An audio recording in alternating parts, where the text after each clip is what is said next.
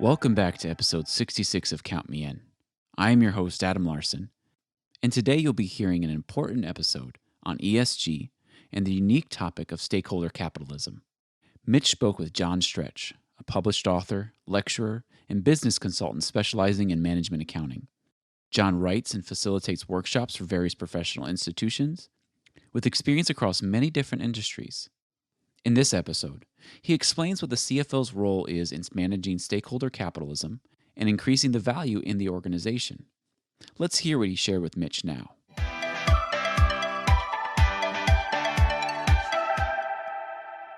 So as I said, if we can, first explain what stakeholder capitalism is and why it's so important. Mitchell, stakeholder capitalism is another way of thinking about how we manage organizations, not just corporations, but all kinds of organizations. And in a nutshell, it says, don't take it all for the shareholders. Leave something on the plate for customers and workers and employees and communities and even societies. It says doing good is good business sense. And another part of stakeholder capitalism is that managers should take a view on long-term sustainability, not next year when they make decisions, and as a consequence, develop better corporate governance to make those decisions. And you can ask, so what's the payoff? And the answer is there's a carrot and a stick. The big carrot is that stakeholder capital is going to make your company worth more in the long term than pure shareholder capitalism. I mean, you just need to look at the high market to book ratios of top 100 companies who reinvest their profits in building brands and tech and know-how rather than distribute them. And of course, share prices are based on prospects of intellectual as well as physical capital. In the old days, we used to call that goodwill. But today, we classify intellectual capital into four groups of human relationship, structural, and natural capital. And the stick is that if we adopt the Davos view, we can say that the old Milton Friedman idea of profit without social responsibility has in fact led to irresponsible decisions, inequalities, damage to the environment, and so on. That's the viewpoint. And so why is it important now? Because since the turn of the century, the world economy has changed. It's been based now on intellectual, not physical capital. And we know that the value of intangible assets has grown much faster than tangibles, even if it's not all reflected on company balance sheets. And it's actually been proven. There's a book that came out last year, Capitalism Without Capital, where two economists have actually proved that intellectual capital is growing much faster in the world than tangibles. So to make the world a better place, make your company more valuable, you should build a combination of different kinds of wealth. And stakeholder capitalism has got this vision of a responsible future in which short-term thinking will actually be replaced by better long-term thinking. Now, on this podcast, we've had a number of conversations about reporting for ESG, and you've mentioned a little bit of ESG data already. And my next question is, how do these types of capital that you are mentioning and talking about here really impact sustainability and the integrated reporting? Once again, particularly trying to give it a little bit of a finance and accounting perspective. Okay. Well, I think of two overlapping circles. But for me, ESG is more about the stick than the carrot that I mentioned earlier. ESG is about sustainability. It's something that was coined in 1994 to describe, as we well know, the ESG, environmental, social governance factors that not managers, not accountants, but investors should consider when they're measuring the long-term viability.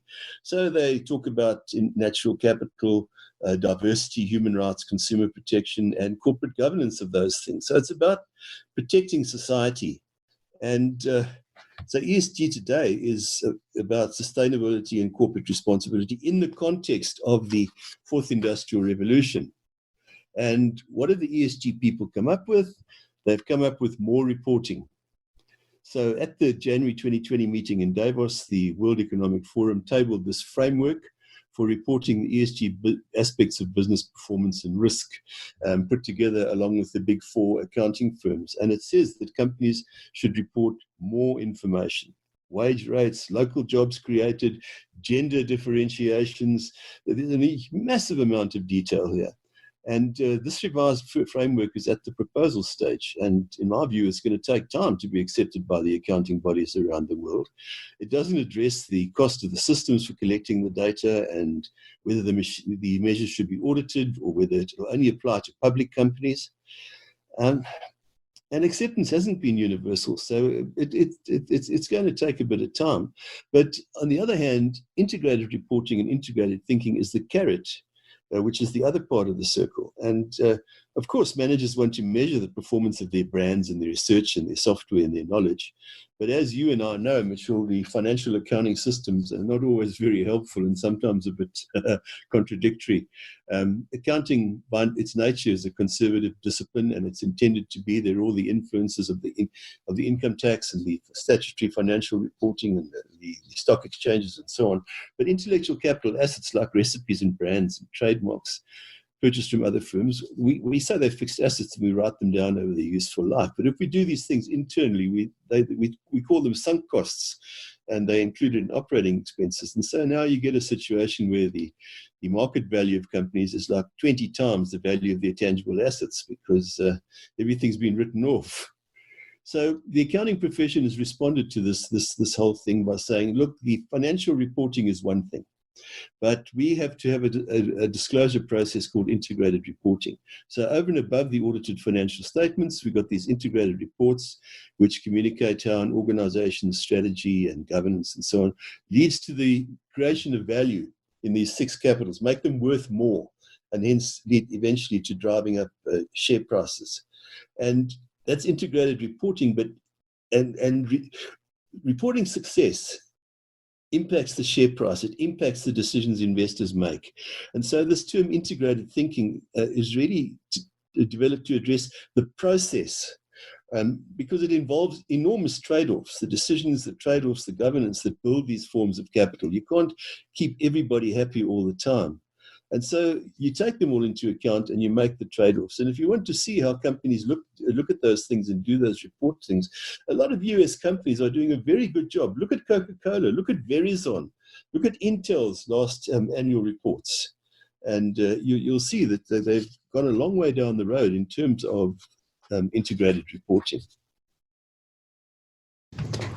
So earlier you mentioned particularly environmental capital, and you said we would get to that. So I would like to bring that back to light here.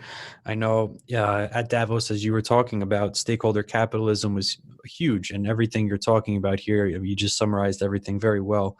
But another big point of emphasis was climate change and other things that really affect ESG, particular to environmental capital.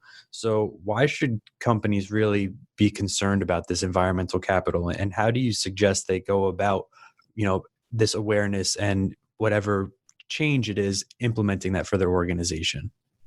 Mitchell, I'm very glad you brought it up because it happens to be a hobby horse of mine, and also something an area in which I've done some interesting professional work. Some companies and countries regard reducing their carbon footprint and reducing reliance on fossil fuels to be a grudge purchase, which is imposed by the authorities, while others see it's an ongoing and voluntary commitment. But in a word, it's managing for sustainability. There are three issues. There's, first of all, controlling sustainable consumption. Secondly, preservation, maintaining biodiversity. And particularly the climate change being driven by this cheap fossil fuel. And the third area is rehabilitation. So then the question is, how do you get companies to actually do it if it's a grudge purchase? Well-governed companies should recognize that long-term sustainability depends on management and preservation of the natural capital. It's not just them, it's also right through the supply chain. If you manufacture motor vehicles, the person who buys the vehicle is the person who actually puts the emissions into the environment, but you're just as responsible as the manufacturer. So how do you do it? As an example, I've been working for some years with a company in the fishing industry here. And the fishing industry is controlled by quotas, and the quotas are allocated to individual companies on a year or 18-month basis. And it was a mess. companies were managing for the short term, overfishing the resource, poaching, under-declaring their catches and so on. And this company put together a plan and went to the authorities. It was a 15-year plan. And they said, if you give us the rights to a little piece of ocean for 15 years, here are the capital investments we'll make, the kind of trawlers, the kind of technology, the kind of people that we will do to conserve the species. And they got those 15 years. And today they're fishing a healthy and sustainable hake stock. So it's really about, you need to take a long-term view, and the authorities need to take a long-term view if you're going to have sustainable consumption. And another part of this is the controversial topic of emissions trading. So a way of pricing those greenhouse gas emissions, where people can actually trade their limits or their quotas if they come in under the limit that was given to them. And as I say, some people are in favor of this thing, and some people others. I think there's tremendous potential there. We probably don't have time to go into it today, but imagine a world where you pay, shall we say, $10 extra for every wine bottle that you buy, and you know that if you take it back to a particular place, you'll get $5 or $6 back, and the other $4 are going to transport it back to the original manufacturer of those glass bottles, who's going to rehabilitate that glass and put it back into the system. So it's the same principle as the trading, as the emissions trading, where you actually try and monetize the rehabilitation. Okay, and then the third part is, of course, rehabilitation itself, which nowadays, if you're going to get a mining license, you won't get it unless you put in rehabilitation plans. And I think what I was stressed from, as it impacts on us financial professionals, data collection is absolutely crucial in managing natural capital. And it's quite challenging for us, because it leads us into new scientific areas that we aren't necessarily used to. I would like to wrap up this conversation, and a lot of great information being shared here, but once again, very specifically to our management accounting audience, our finance and accounting professionals, the top of the organization from our function, the CFO, what is their role in managing stakeholder capitalism? There are three things that I talk to my clients about. And the first one is culture. Someone's got to lead the creation of an intellectual capital culture that says that these things are valuable, sustainable, where the company's got to go in fourth IR and so on. And the person who needs to lead that is the CFO. It's not the CTO, it's not the marketing manager, the brand manager. It's got to lead the creation of that culture. And I'll explain why in a few moments. And they've got to create that awareness, firstly, amongst the accounting staff, and then the rest of the organization. This is where the future lies. Accountants need to become evangelists for integrated thinking to ensure the company manages those tangibles actively, not passively. That's the first principle. And the second thing, that intellectual resources, even if they have been written off for years in the books, are valuable assets. They're not costs. So those are the principles, the cultural principles that you've got to put into the organization, driven by the CFO. The second thing is a management system. We're experts at building management systems. We know how to do strategic planning, budgeting, forecasting, performance measures, management reporting. We're experts at that. But you need to tweak your management system so that you can measure and control all the elements of an organization's six capitals, because the management systems, as you well know, have been based for years on just one, which is actually financial returns. And companies like Apple and Microsoft have actually gone a long way down this track, which I'm going to share with you when I answer the third question about making a company's intellectual capital more valuable.